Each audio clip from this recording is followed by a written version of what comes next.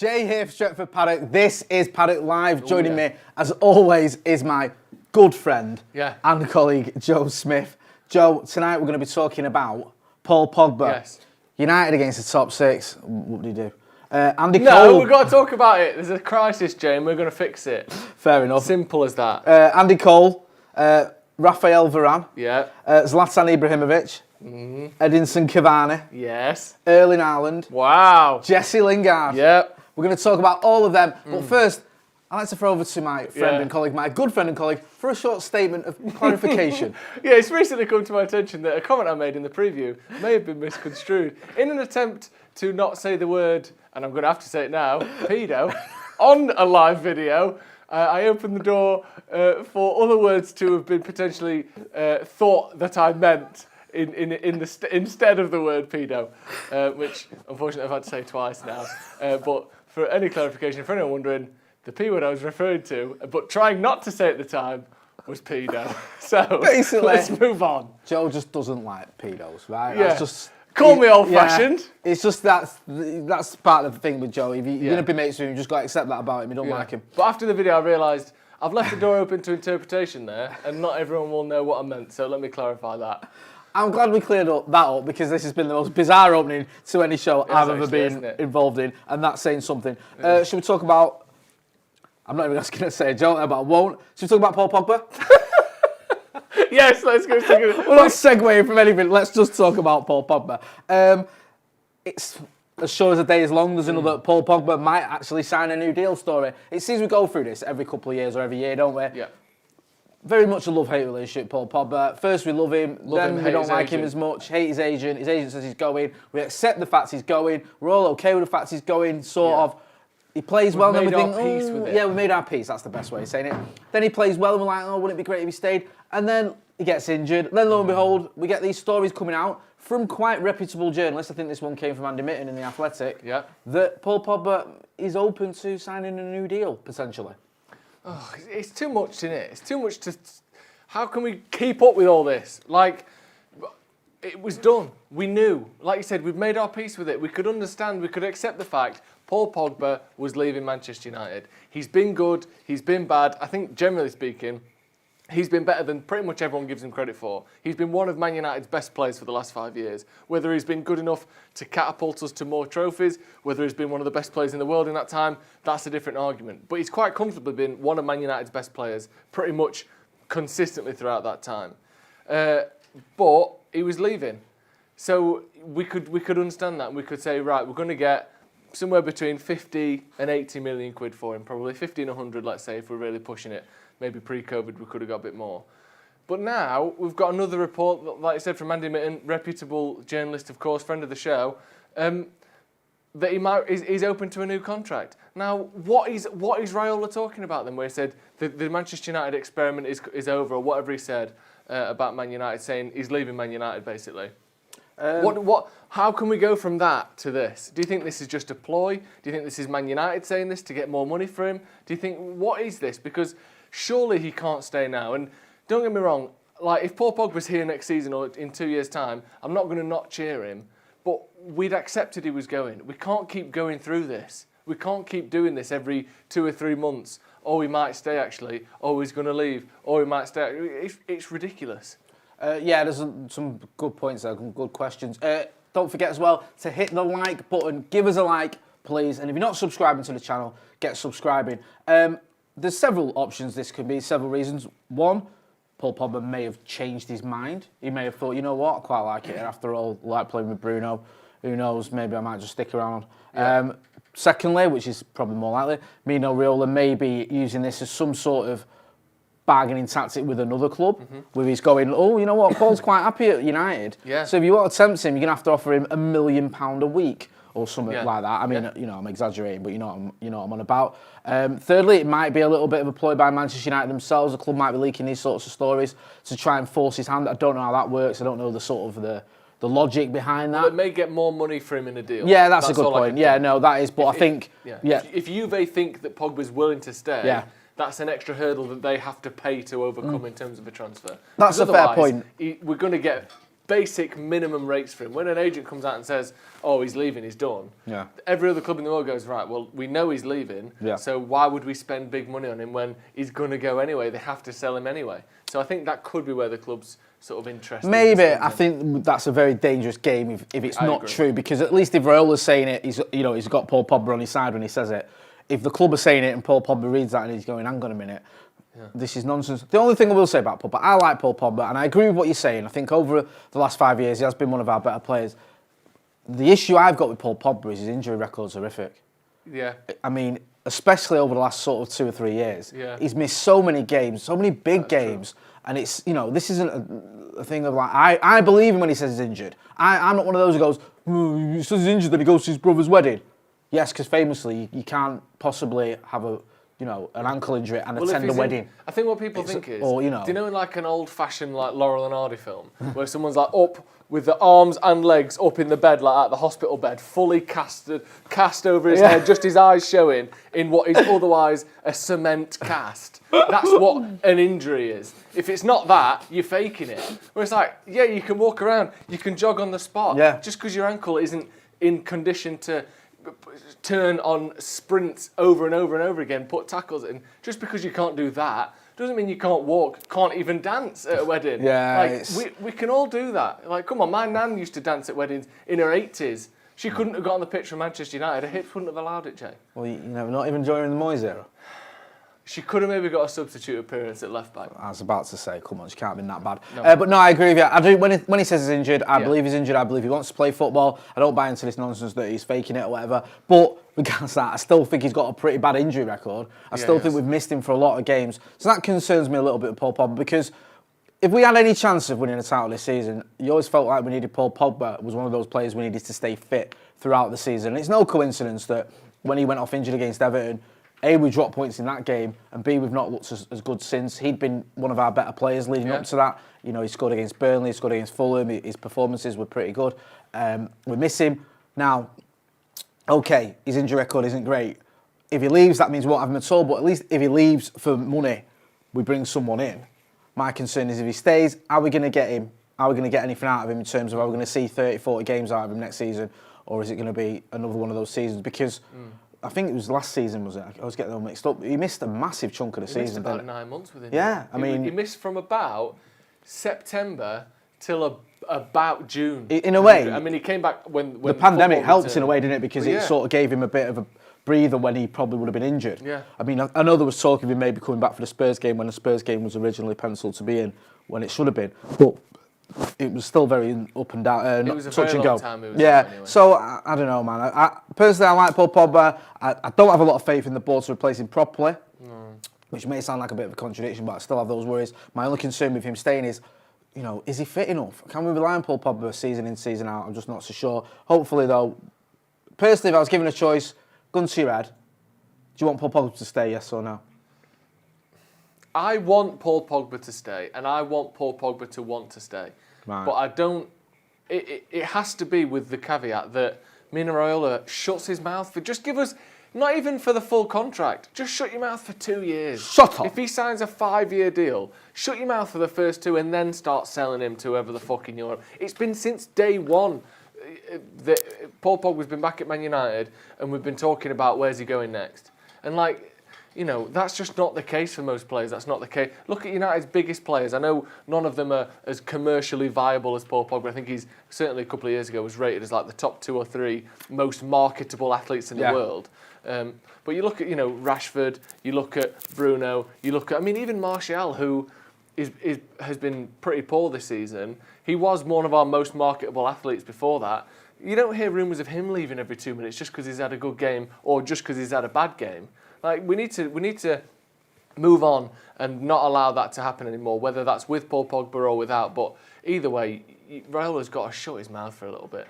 John Evans in the comments says, my gran does backspins at weddings and she has a hip replacement. Yeah. It's decent. I can't do backspins. What's a backspin? Where you're on your back on your back you spin around. Like breakdancing and that? Yeah, body popping, as the kids call it. There is no way, Jay, in the 80s, Yeah. you weren't doing or trying to get good at breakdancing. Do you know what? It's a great point you made there. No chance Because you weren't. I remember when I was little, one of my earliest memories is my mum, God bless her, taking me to a breakdancing class around the corner from my house.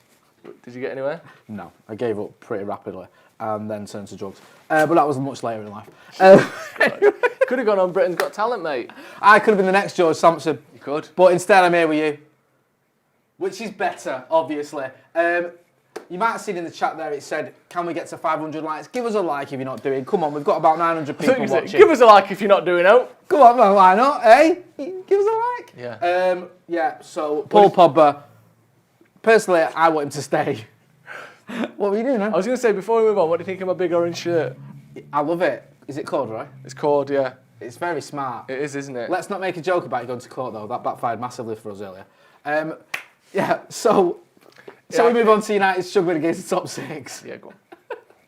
I don't know if you've noticed, but Manchester United haven't had the best of results, Joe, against the top 6. Sorry, not the top 6, the big 6. Elucidate me. What are the big 6? Who Big are the big 6 is Arsenal, somehow. Chelsea, City, Tottenham, Man United.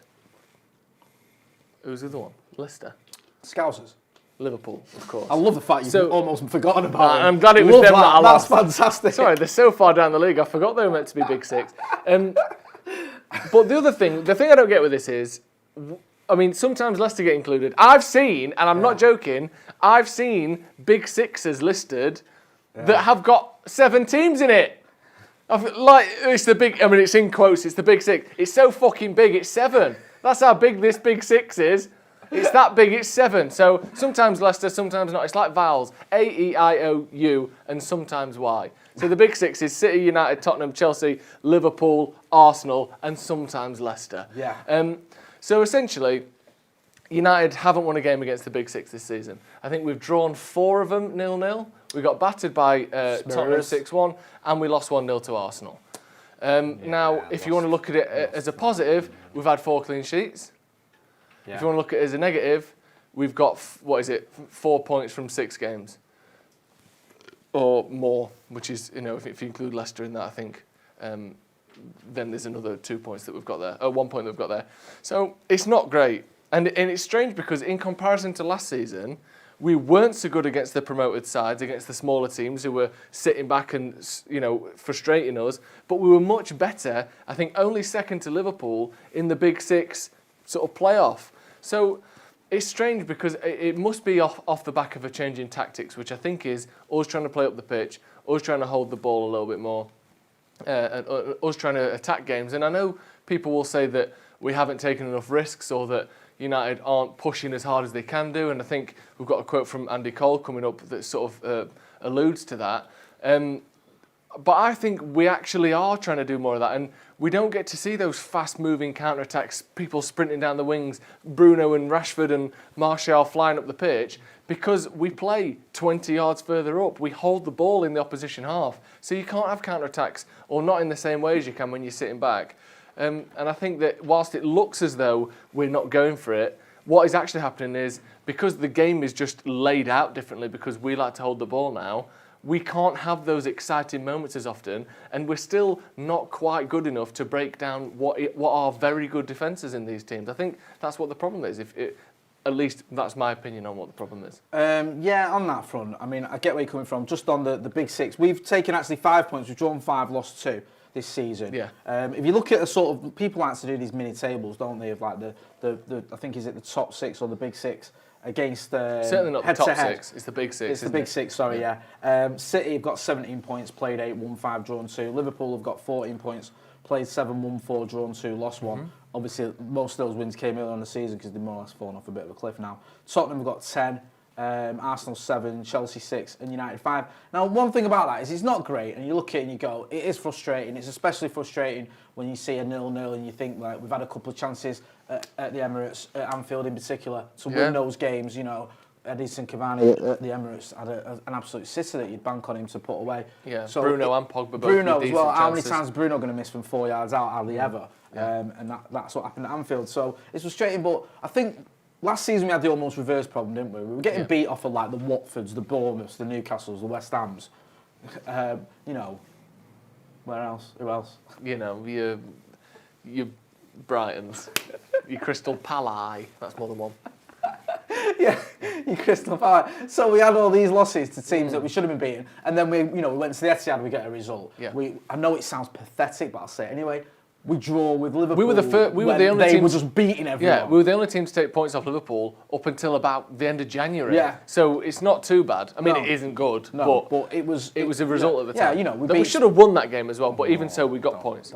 We beat Spurs, of course, with Jose Mourinho's first. Beat return. Chelsea 3 times, Exactly. obviously only twice in the Yeah, league. so it was, it was against the big teams. We did really well. This season, it's been the other way around. Not so great against big teams, but I think there is a bit of progress. And one thing I think we have to do is be patient with Ole Gunnar Solskjaer. See what he's trying to do.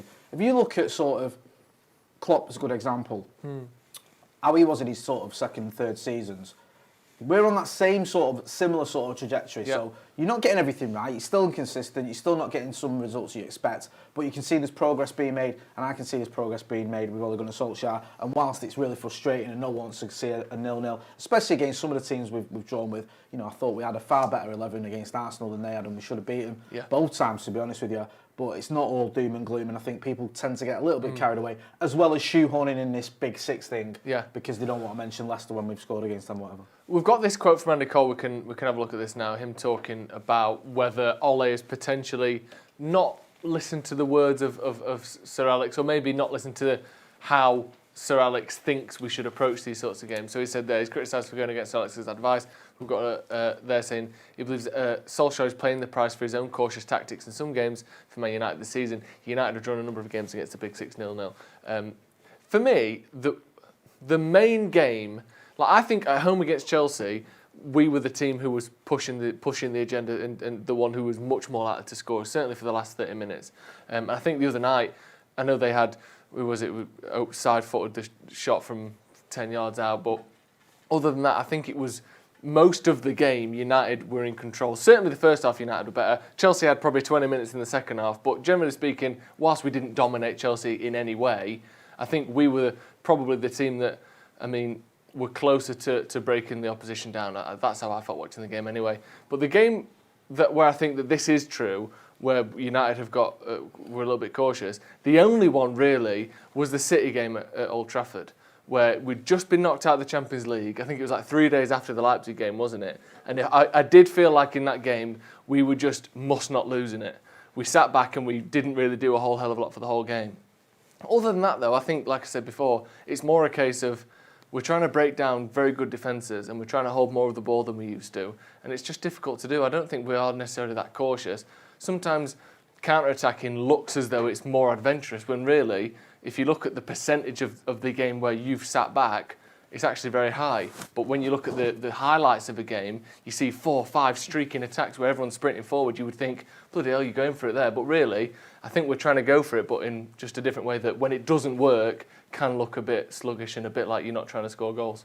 No, I completely agree. I get what you're saying there. I think Jamie Carragher actually made that sort of similar point on Monday Night Football. He was talking actually quite a lot of sense for him. But he was saying, especially if you look at the Chelsea game, it wasn't a completely negative performance by Manchester United. I know it's 0-0, but you could see what United were trying to do. And of the two teams, especially considering that they're the away team, United were the away team, then it wasn't all doom and gloom. Sorry, I'm just looking. We've got the City game on the City game, background. currently 1-0. I'll be honest, I left to go to the toilet when City had scored a goal. Yeah. Is it 1-1? For me, it should have stood, and it didn't stand. It should have been 2-0. Free kick to Wolves at the minute. Right. Excuse if we're slightly behind. Moutinho standing over the ball, doing a little step on the ball. That's a good free kick in, and Wolves have scored 1-1. I'm not even getting remotely Connor excited Cody, about that because 1-1. I don't see that staying like that. No. Jack Carter in a super chat says, "What if we ridded of Pogba and got Grealish or Ndi?" Yeah, I think but they both kind of work because Grealish is probably more attacking than Pogba, and indeed he's clearly much more defensive than Paul Pogba. So it's almost as though the thing with Pogba that's so good about Pogba when he's playing well is he really is, and I think one of the few proper can-do-it-all midfielders. I don't really like the term box-to-box because no one's got the legs to cover every single blade of grass. But you can play him at 10, you can play him on the right-hand side, you can play him at 6 and at 8, and alongside a defensive midfielder or alongside an attacking midfielder. he can do pretty much everything.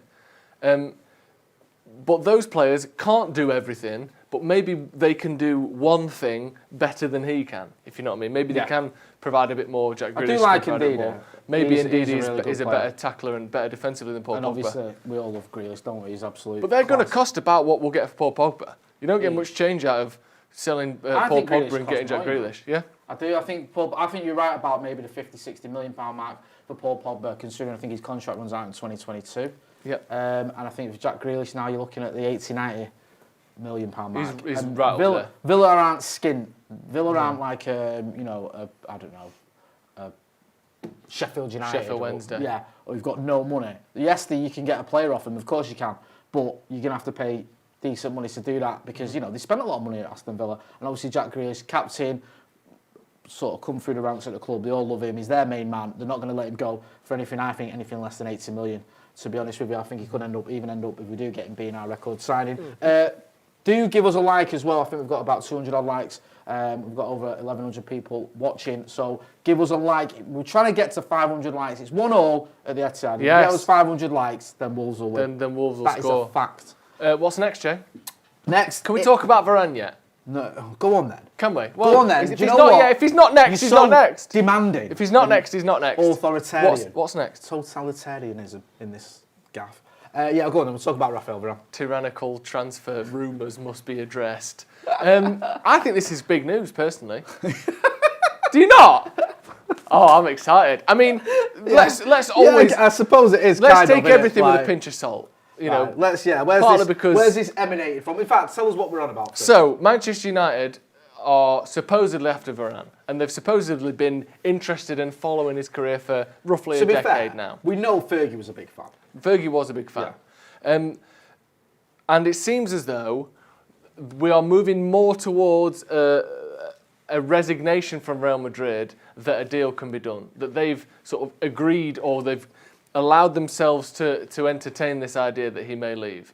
There's reports there from the MEN saying Madrid are pessimistic, and this isn't just the MEN, by the way. The Telegraph had something on Varane as well, talking about. So, in other words, a reputable newspaper, a slightly more reputable source, something about it, not just the comic book. That is the MEN Madrid are pessimistic about the possibility of Varane, 27, accepting their offer of a new contract, and would rather obtain a fee in the summer than let him leave on a free next year. Now, there's a few players in this predicament. One of them is Paul Pogba, one of them is Erling Haaland, one of them is Raphael Varane. Now, one of them may be leaving Manchester United, Paul Pogba. But the fact is, I think Ramos's deal either ends this year or similarly next year. It's one of the two. Varane's obviously ends in 2022. Haaland ends in 2022 as well. But going back to the Madrid players, that's their starting centre-back partnership. Yeah. I mean, they've got Hernandez in there as well, who's a good player who does start games for them. But when he's fit, Varane is certainly first choice. So they're going to really have a struggle on their hands to keep both of those players and offer both of those players big money to stay. Obviously, Ramos is 35. You would think that maybe if they're going to let one of them go, it would be Ramos. But Ramos is also the talisman of the club's most iconic player that currently plays for them. And also the player that they will get the least money for if they do choose to sell him this summer. Because that's the thing. If they sell Varane this year, they may well still get 50, 60, 70 million for him, even if he's only got 1 year left, because he is a perfect age and one of the best defenders in the world.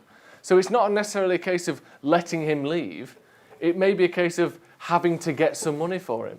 So if there's a chance, that they're willing to let him go and that they have sort of accepted the fact that he may leave, I think United would be obviously stupid not to go for him because he's a fantastic player. It does seem as though we're interested. Again, there's multiple sources now saying Madrid have not necessarily yet resigned to letting him go, but have sort of internally talked about and agreed to a potential that he will leave. And for me, if he's remotely available, of all the centre-backs we've been linked with in the last half a dozen years, you keep hearing Koulibaly, you keep hearing whoever it may be, he'd be the one to go for. He's a sensational player, and I mean, I'd throw whatever it took to get him, to be honest. I'll play devil's advocate for a bit. Go on then. Do you think there's two things? A, is he the right foil for Harry Maguire? Because we know Harry Maguire's not going anywhere. If whoever comes in as a centre-back is going to be playing alongside our £80 million defender that's also our captain. Yeah. And B, I like Varane, but is there a sort of worry that sometimes he's got one in him? I mean, So the first thing is he the right player to play alongside Harry Maguire? I think he is. Yeah. I think he's quick. I mean, I haven't watched enough of him in the last 6 months to know whether what has been somewhat an injury-riddled career has caught up with him. Although in recent years he hasn't been as injury-prone as he was when he was younger. Yeah. But he's notoriously quick. He reads the game very well. He tracks runners very well. He goes out wide with players well. He's strong, and I think he's 6'3", 6'4". He's a big lad for how quick he is. I think he's exactly what you would want next to Harry Maguire, to be honest. He's also won everything. He's won World Cups, literally he's the won lot. 4 Champions Leagues. Yeah. He's won La Liga. The only thing he hasn't won is the Euros, I think. So he couldn't have won any more. Club World Cups, everything. But I think he works exactly... I think he works perfectly alongside Maguire. The other thing is... what was your other point about him? Has he got one in him sometimes? That's an accusation. Yeah. I don't watch a lot of La Liga. I've seen him a couple of times. I think it was against City. He drops a bit of a clanger. But I've not seen a lot of him where I can go, he's mistake prone, because I've not seen enough of him to make that judgment. I know he's a very good defender who's won the lot, as you've said. And also, in terms of just the stats telling me, he's played a lot of football over the last 3 years, so I'm not overly concerned about his injury record. I just will question this reputation that he sort of has of sometimes having a mistake in him. Is that over-exaggerated a little bit? I think he had a couple of bad games or one bad game against Man City, didn't he? That's probably why. I think that's about it. I mean, I'm sure he makes mistakes. Everyone makes mistakes. Yeah. And I would personally rather a centre-back that made half a dozen mistakes a season but is otherwise sensational than a centre-back who, you look at the stats and they don't get dribbled past very often, but you don't really trust them in a foot race, and you don't really trust them in the air, and you don't really trust them on the ball. But as far as the stats go, they're pretty solid. I don't want a 5 out of 10 every week. We need someone who's 9 out of 10 90% of the time, and if they occasionally make a mistake, hopefully our attackers can make up for it the few times it happens a season. I think, we've had centre-backs before. It depends what position you're in. For me, a centre-back has to be sensational most of the time. And the odd mistake is acceptable because you make up for it. We've had, let's be honest, Vidic had a mistake in him.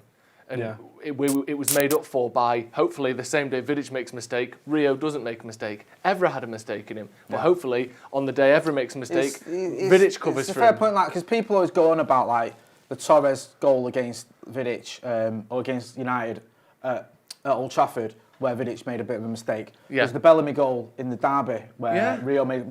The thing about those mistakes, I can remember them because they're so rare. Yeah. They did happen, but they're rare, but they get amplified because it's the players, it's the magnitude of the game and the players involved. You can't believe he did that. So I think you're right. Always, any player, apart from Yapstam, had a mistake in him. Someone said in the comments, I can't remember, I was trying to find it. Yeah, 22 said, he's not won everything, has he, Varane?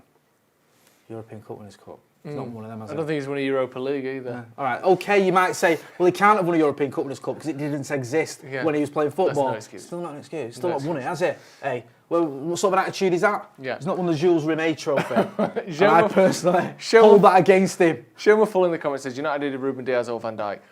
I think anyone who watched... First of all, there are not many of them available. Anyone who watched Liverpool... I love that. This is what we should have done, but we can't anymore. Anyone who watched Liverpool when we came back after COVID last season, Van Dijk, I'm not joking, probably made 10 mistakes between coming back and the end of the season. He was fucking giving the ball away all the time. He's putting his foot over the ball's gone behind him, passing it to attackers.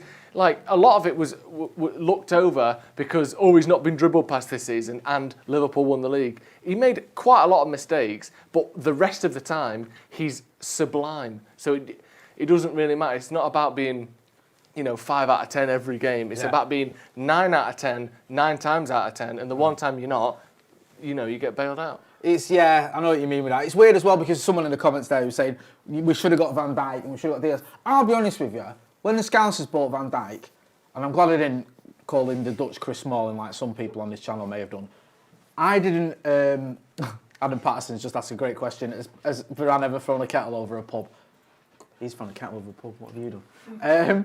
But when I saw Van Dijk at Southampton, when you saw Anthony Martial turning him inside out, I know that's a bit of a one-off, but you think, he's all right, but is he worth 75 million quid? Yeah. And especially early days, again, when he went to Liverpool, was it a game against Swansea where he let his man go at the far post and he scored that header? You think, really? And then he's just ridiculously good for a year. Do you know what I mean? To the point of being one of the best, if not the best defender on the planet. I didn't really see that coming, and I think that, fair play to their scouts. They obviously did their homework and everything else, but it's easy to go, we should have bought him, or even Diaz, yeah, we should have got Diaz. But again, he wasn't top of my wish list. It wasn't like I was like, we need to get rid of Diaz. Do you know what I mean? And let's be honest, he wasn't top of anyone's wish list. No. He was City. Like I've heard of him and I knew about him, but City fans will have known more about him because they'll have watched a bit here and there. No one was watching Ruben Diaz week in, week out and saying, you know what, he's the guy. And if you were, fucking 50 team points to you, because let's be honest, no one could have said, let's get Ruben Diaz before this. It's easy to say that now, and we could do with someone like Diaz, but it takes a lot to scout someone like that. I know they paid a lot for him, but it's not easy to pick these players out. Wasn't the stories doing the rounds a few weeks ago, it might have been early this week, that he was on a list that Ollie wanted. Ollie had a lot of, Ollie wanted, I think, Fernandes, Felix and Diaz were three of the players that he wanted, and obviously we only got Bruno, which, I'm glad we got him, obviously. We could have scouted him, but you know that this is Manchester United, and we can't just do what Man City do and just go out and spend loads of money on whoever we want, and if that doesn't work out, spend a bit more and have half a billion quid of players on our bench. Yeah. We know, yes, we spent big money on Maguire, we spent big money on Aaron Wan-Bissaka, relatively decent amount on Van der Beek or whatever, but it's not like we bought Harry Maguire, we bought Aaron Wan-Bissaka, and if Aaron Wan-Bissaka has a bad game, we just, he sits on the bench for 3 weeks or whatever, which is sort of what City are able to do with some of their £50 million, £60 million players. And to go alongside your point, if John Stones had been bought from Ajax and come in and done what he's done this season, everyone would be saying United needed John Stones. It's because we've seen him for the last 3 years, and we know he's had ups and downs. He was basically cast aside for 18 months. Well, you look at him in this the World season, Cup, he looks like one of the best centre-backs in the league. He was a regular money for England alongside Aaron Maguire. And then I remember City fans on Twitter were like, what is going, this isn't the player that plays for England, do you know what I mean? Like, it was even used as a stick to beat when we got Harry Maguire, like, be careful what you get in just because of their England performances. Yeah. We know that with John Stones. Yeah. Looked like he was going to go in the summer because he wasn't getting in the team. I think Laporte was the main man then. Obviously, they brought in Diaz as well. But John Stones is playing the best football of his career. But you mentioned it there. Laporte last year was the best centre-back in the world. Yeah. And can't believe United haven't gone after someone like him. I know he's playing tonight, but he's already got a game for the last 2 months. It's been Diaz and John Stones. Yeah, so it's very easy to have short-term memories on these sorts of things. They look very good at the moment. At the start of the season, first sort of 15 games of the season, you wouldn't have gone, Diaz is the best player of all time. And, again, if you judged it on this time last season, you'd be saying that Laporte was the one that United needed and couldn't possibly live without. And yet City have barely played him for 3-4 months. Do you know who we've not spoken about, I don't think, all video? What? Jadon Sancho. Good lad. Jadon Sancho, yes. Finally. Rico was in the super chat. He says, has the Sancho ship sailed, or has Pogba been a little sneak on Instagram recently shown there's still some hope? No, I think Pepsi have been a little bit sneaky. I've seen that. Someone in the chat was saying, quick, get onto Pogba's Twitter. And I thought there'd been something like, there was a picture of him signing a new deal or something really mad and exciting and newsworthy. But it's just this video that he's made with Pepsi, with Jadon Sancho. If Pepsi had told Paul Pogba, you're going to make a video with Joe would be on Paul Pogba's Instagram right now. It's not that Paul Pogba said to Pepsi, I want to do this video with Jadon Sancho. Do you know what I mean? Because he's coming to Manchester United. There's also a version of that video with Messi and Sancho. Well, there you go. There's multiple versions of what is basically a TikTok duet style click and copy and paste video. Yeah. I mean, listen, like you were saying earlier, Paul Pogba is one of the most marketable stars in the world. He's got this deal with Pepsi. He's been in a load of their videos. Jadon Sancho's obviously signed a deal with him as well. That's all that is. We've seen pictures before with Jadon Sancho with Marcus Rashford. We've seen him doing obviously now with Paul Pogba. I've seen a picture of him with Ronaldo Brown. Have you? Don't mean he's signing for Paddock FC, does it? Don't tell that to stay. He'll probably be on the phone trying to make that deal happen. Yeah, I've seen it. Well, it was a video. I wish it was the case that Paul Pogba was letting us all know that Jadon Sancho was on his way, because I rate the guy, but I don't think it is. Yeah, someone said in the comments, I think that's just as likely to mean that Pogba's going to Dortmund as it does Sancho's coming to United. Alex Bagley says it'll be Paul Pogba and Jay Motti on Paddock TikTok tomorrow. #Pepsi. Oh, that's going to be good. And the ball comes over and you miscontrol it because you're a twat. You've played football with me. Am I a twat? I think you'll find I was the defensive linchpin of our partnership while you went gallivanting up the pitch. I was very much the creative force. You know I was the Coman, you were the whatever. You were the Varane, I was the Ramos. That was how it worked, mate. Hey, do you know what I mean? You was doing as you were told. Shall we move on anyway? Whatever. Talking of feuds, Zlatan Ibrahimovic. Am I allowed to criticise Zlatan? I think you might have to be at the minute because I personally think he's got this one dead wrong. Yeah, I love Zlatan. He's probably my favourite post-Sir Alex Ferguson signing. Ooh, maybe fair. it's a toss-up probably between him, Bruno, and Juan Mata. Yep. Those three are my three favourite post-Sir Alex Ferguson signings.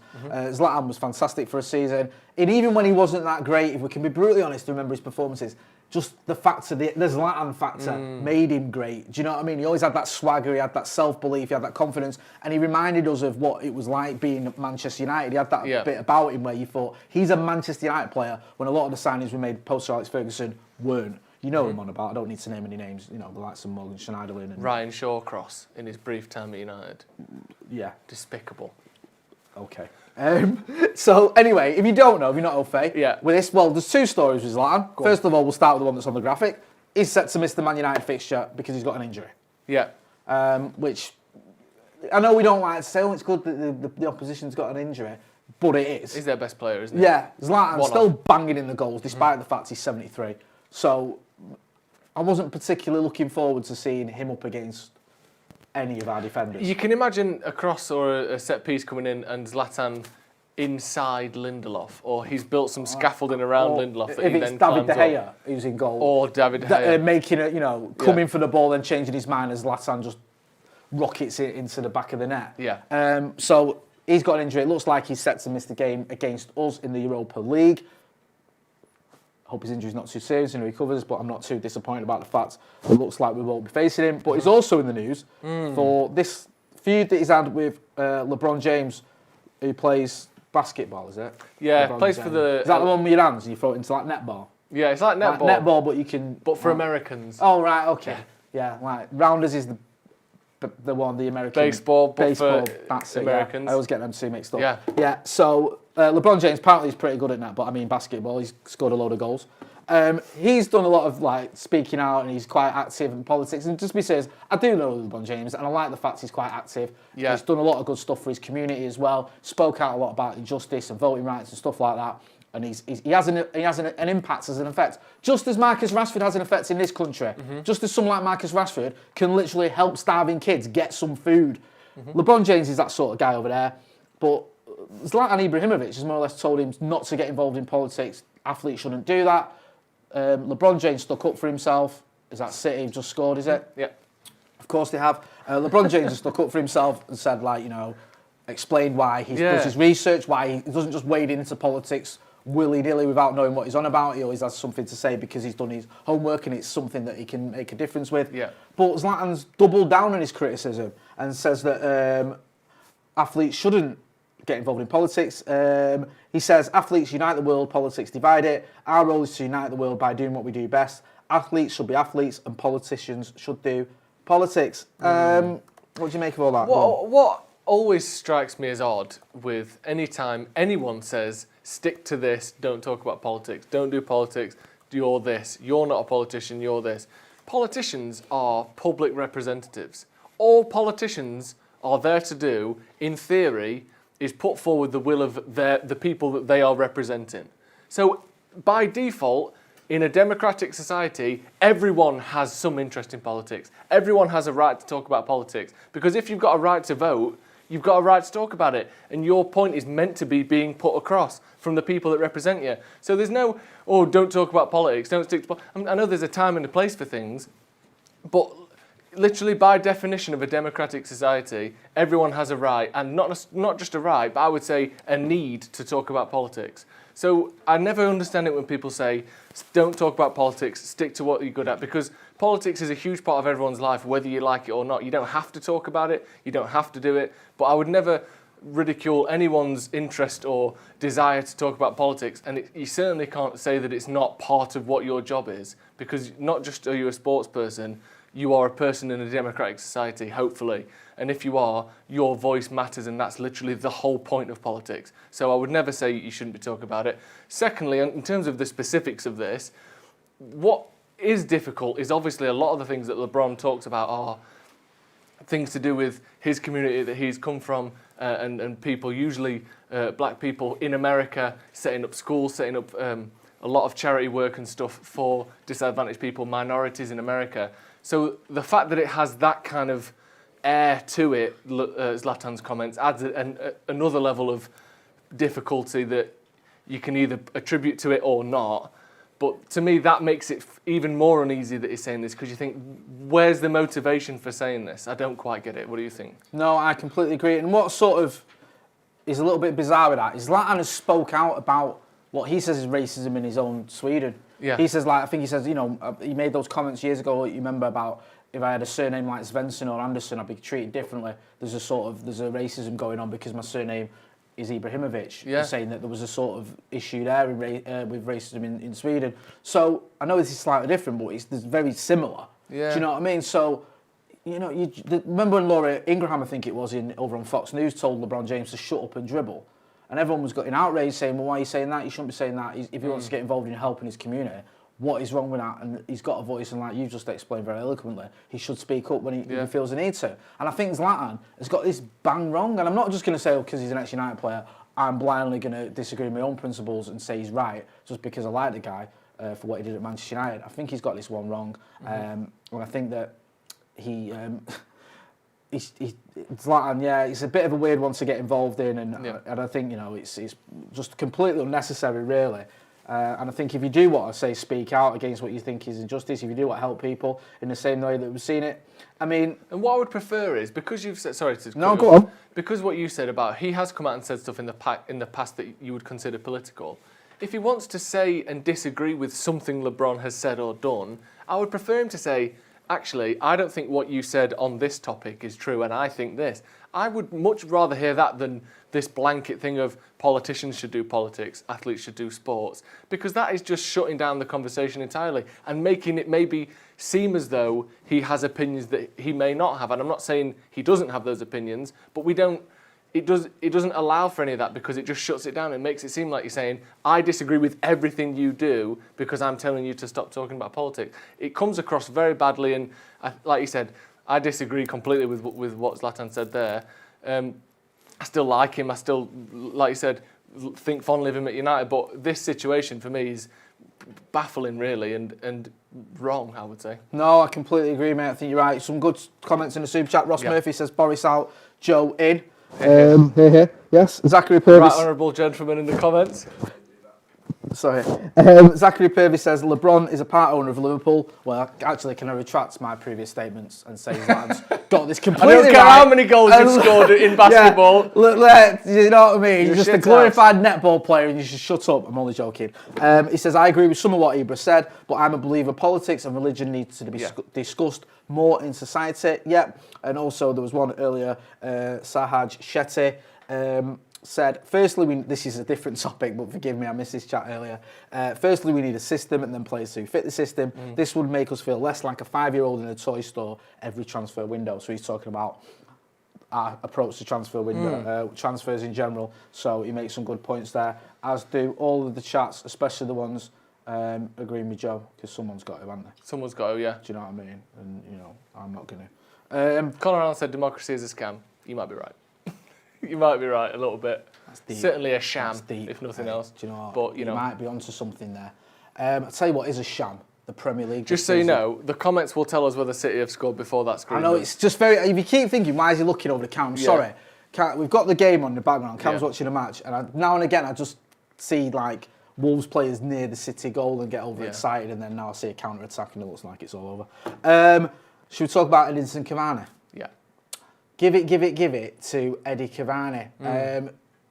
Edinson Cavani, of course, he's had a bit of a knock. It looks like he's going to be back this weekend, but we're not sure whether he's going to be back in time, or in the starting 11 for Crystal Palace. We both did our starting 11s for the preview that we did live, that obviously you can go and check out on the channel. I put Greenwood to start, and you picked Martial to start, didn't you? Yeah. In the number 9, not because we prefer those players in that position, but because we didn't know if Edinson Cavani would be fit. You can see from the graphic there, it says Ollie was talking about him today for his presser, and he said, we've had light training session and we're looking good. A couple of doubts for tomorrow. Eddington trained, which is good. Let's hope there's no reaction, and hopefully he'll travel with the squad. So it all sounds like ifs and buts and maybes and fingers crossed. I think he may be on the bench at best. Yeah, bit of a shame, but we can live with it if it means he's ready for the derby, yeah? Yeah, that's the key one, isn't it? I like to think, and although, let's be honest, it doesn't really matter who we've played against this season, Martial and Greenwood have struggled to score. That's just, a fact. Is it 5 Premier League goals between them? I think something like that. So it's not as though, you say, oh, I'd like to think we can beat Palace without him. Well, really what you're saying is, I'd like to think that Bruno and Rashford will pull us through, regardless of who else is there. So it is tricky, and it's not necessarily going to be an easy game, especially when you've got two players who are so out of form in front of goal. I think some of Greenwood's performances have been promising, but he's not getting the goals to show it or to prove it. So hopefully Cavani's available, certainly off the bench for a little bit, because I'd like him to be starting the City game. So you would think if he's not got 30 minutes in him on the bench, off the bench against Palace, he won't start against City. But hopefully he does have that, and he's a key player for United, and the fact that is getting goals, is getting assists, and his goals and assists per minute is actually very good. So he's someone that we need back as quickly as possible. And again, this is the thing though, you're relying on a 33-year-old, or potentially a 34-year-old now, to be available every week. Your body can't always do that as you get older, and he's going to have injuries, and he's going to be out, and we're going to have to deal with these sorts of things. And longer term, we're going to have to find the right man to take over as striker. But hopefully, short term, he can be back for the Palace game, certainly off the bench, and then starting against City. Going to the wider sort of thing this throws up there, you mentioned there about the facts, obviously, he's 34, which is still very young, of course. But you can't rely on him week in, week out. Even if he is fit, I don't think he can play every 3 days. I think that's a little bit unrealistic. Mason Greenwood has shown this season he's not quite there yet. He had such a good season last season, I think we all thought, myself included. Next season, he's probably going to be a first-team player and just be ready to smash it up in the Premier League. He's suffered a little bit of second-season syndrome. Marcus isn't a number 9. Anthony Martial struggling. The point I'm getting to very long-windedly is, does this not highlight the fact we need another number 9? Definitely. Yeah. And Haaland's been the one that's been mentioned a lot. James McManus there with the point I was just going to make. Joe Hugill's another one who's bagging him in at the under-23s level. Charlie McNeil, you can throw Charlie in McNeil's another one a bit younger. Youngster. But neither of those seem to have been even remotely mentioned. Obviously, we've seen Shortire come in and, not particularly do a lot because he's not had much time, but he's been promoted to the first team. Diallo, again, who seems to be on the bench most games now and has made a couple of appearances as well. These players have been fast-tracked up, and yet these, Hugo's been absolutely smacking him in all season and hasn't really had a look in, and yet we're really thin for strikers. So I don't quite understand that necessarily. Obviously, they see him play more than me. But if it's not going to be one of those players, I think by the start of next season, we need a new striker.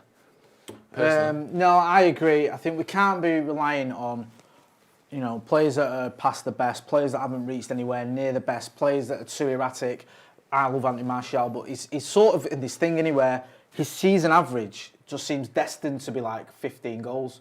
Yeah. So, if you look at it every season, it just sort of, you work it out, it works out at 15 goals a season, almost like clockwork. I just think it's one of those, we need someone to come in, can't rely on the Cavani, can't rely on Greenwood, and can't rely on Martial for the reasons that we've given. Joe Hugill and Charlie McNeil, obviously, as you mentioned, great youngsters. In about 3 or 4 years, maybe a little bit sooner. Expect them to be bothering the first team, but certainly not next season. Mike Smalling in the comments there says, is it 3-1 to Manchester City? 3-1 City. That's the least surprising thing, I think, that's happened all evening, that City are nailed on now to beat Wolves. All that baby oil has not done Adama Traore any good, has it? No. He's been absolutely... Slather him up like all you like, but... He's just... Not only are you not scoring and not assisting, he just looks silly. He hits it as hard as he possibly can every time, which I give him credit for. I've never seen Adama Traore not hit the ball with everything he's got. He's like a left foot, right foot, just fucking smack it. He's like a really poor version of Mark Hughes. Yeah. Like, levers it, but instead of bursting the back of the net with it, he bursts Roll's head. Yeah. Or takes a cameraman's head off. And what do people say? He's a steroid Dan James. He's a steroid Dan James? Why? Why do they say that about him? Because he looks like he's on steroids, but all he is quick. Like Dan James is absolutely mint, mate. Love this. I love this because... He's a steroid Bebe. Yeah, because a lot of people would say that Traore is a better player than Dan James, but you are shocked and stunned, shocked and horrified to find out that anyone would compare the quality of Traore and Dan James. Let me tell you something, right? Let me tell you a story about a man named Dan James. Thick to understand. Dan James is literally one of the best young Welsh wingers in the Premier League. Yeah, certainly one of the best young Welsh wingers at United. That is a fact, right? So deal with it. Yeah. Talking of Erling Haaland. Erling Haaland? Good lad. We've not spoken about him, have we? No. Properly. There's a good question. Will United make a move for Haaland?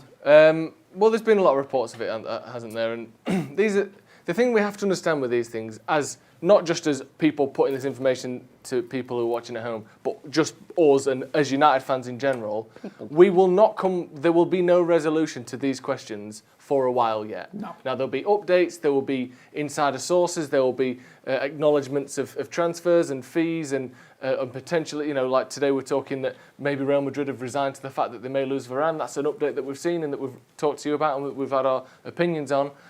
Will United make a move for Haaland? I think we already have made a move for Haaland. We made a move for him when he went to Dortmund. We've always said, I keep chatting to him. I know him. I like him. When he leaves Dortmund, let's see what happens. For me, that is a move. Yeah. It's not necessarily here's 75 million on a plate, Dortmund, sign it, yes or no. It's not necessarily that move, but that is certainly a move towards making a transfer for a player, talking about him the way he does. I think a move for Haaland is in place and is happening. Ole clearly wants him. I don't think anyone can deny that, just from what he said, let alone the rumours of what he said behind the scenes. Ole certainly wants him. He's certainly available, whether it's this season or next, because the buyout clause is coming, whether you like it or not, Dortmund. So why not? I think we will go for him. Whether we get him, like I said, is a question that won't be answered for a few months yet. But, I mean, I'm here for the journey. I love it. Did you see that story that was doing the rounds earlier this week or late last week about the fact we could have had him for £3 million, but we got the times wrong? Yeah, but what was he? 4 years old? We could have had, we'll take that babby off you and stick him in a United kit and play him for the under-18s. Every player at some point has been worth £3 million. Pele would have been worth, 50 pence if you'd have got him in 1948 when he was 1. Of course he was.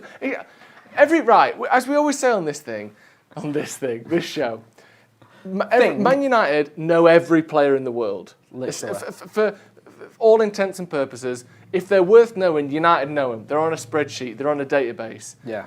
So United know everyone. Do you think they didn't know who Mbappe was? Or they didn't know who Sancho was? Or who Haaland? We know them all. From the age of about 9, we're monitoring about 1,000 players, maybe 10,000 players maybe across the globe. So we know who he is.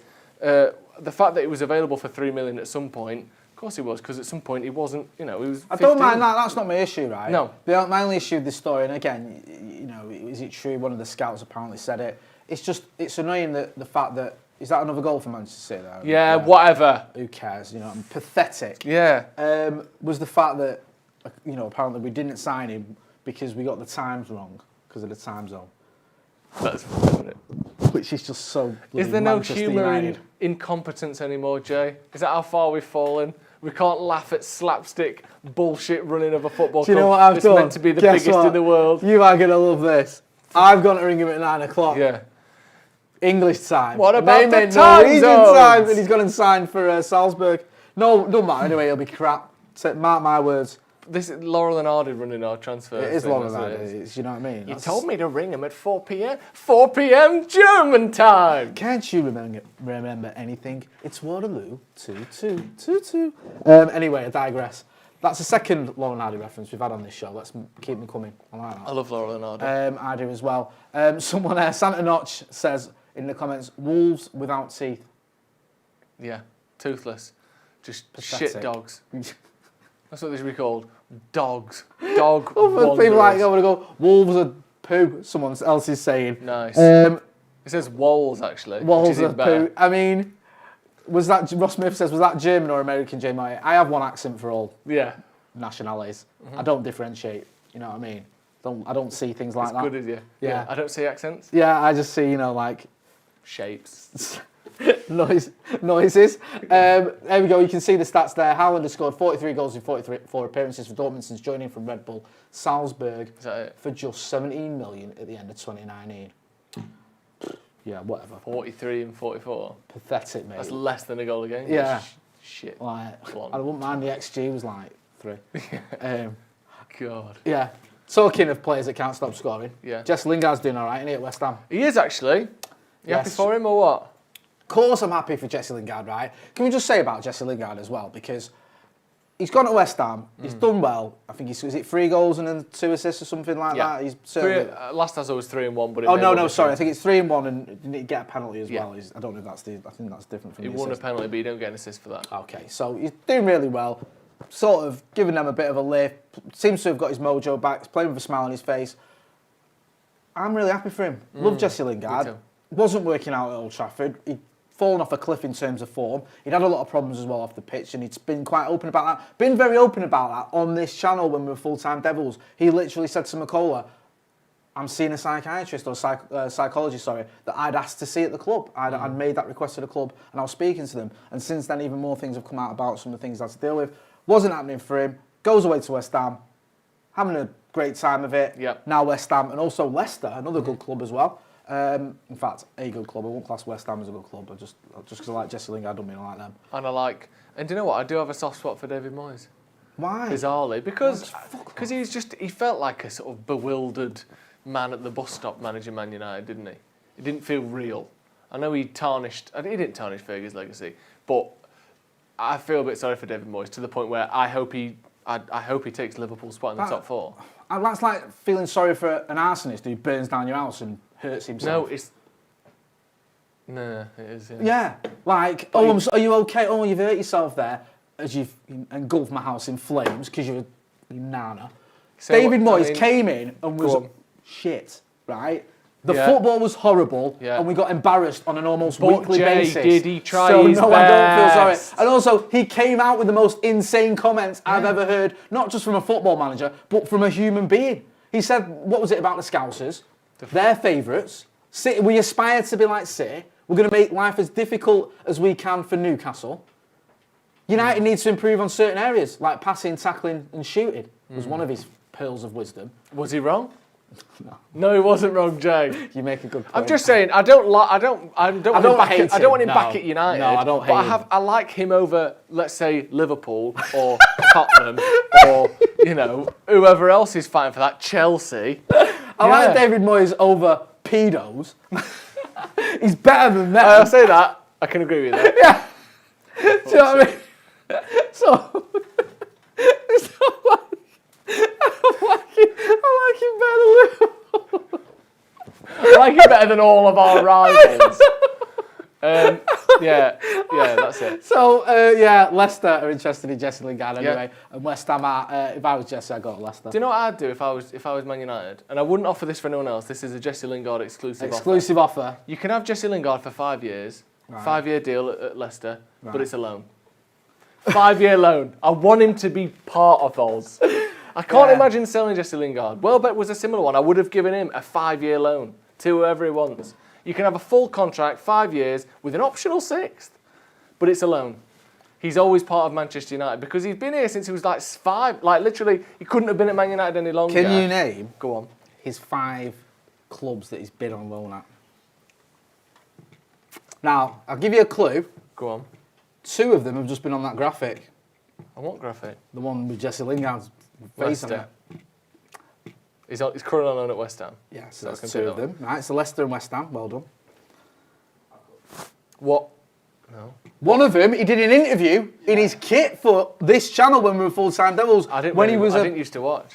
They're in the Premier League. How have you ended up owning this when you didn't even used to watch us? Brighton. Yes, he's nailed it. He's nailed it. So you've got Birmingham. Yeah, so you've got one more. You've done. Don't look at the I'm comments. not looking at the fucking comments! Help him. No! Alright, the last MK Dons. No, I'll give you a clue. Dele Alli did that, didn't he? Go on. Give me a clue then. It rhymes with... Well, I'm going to get it then, aren't I? It rhymes with... Liverpool. Come on, who's it rhyme with? What are you doing? It rhymes with sit for emphasis. Barbie. Derby! Get in! What's it? Yes! What an absolute fantastic mistake and fluke that was. Oh my God. You celebrated that, scared me then, with the way you jumped up I'm and very screamed. excited. What an amazing guess that was. Rhymes with Barbie. It does, Derby. Samuel with the super chat. Not so much an arsonist, more like we hired an incompetent electrician and were surprised when our house exploded in the night. Well, either way, your house is rubble, but I get where you're coming from. Yeah. I don't share your sort of fondness for David Moyes, but No. well done on getting the which clubs have Jesse Lingard been at. Thank you. Quiz right, you get 10 points. Thanks. Should we wrap up? Yes. It's been just over an hour. Oh, that was a surprising result they had said. That means absolutely nothing to us anymore. No, don't worry about it. Yeah, don't worry about it. I think we're at the point where we're going to start taking City off our top. I think we should. Top league They're graphic. wrecking everything. Yeah. Yeah. Oh no.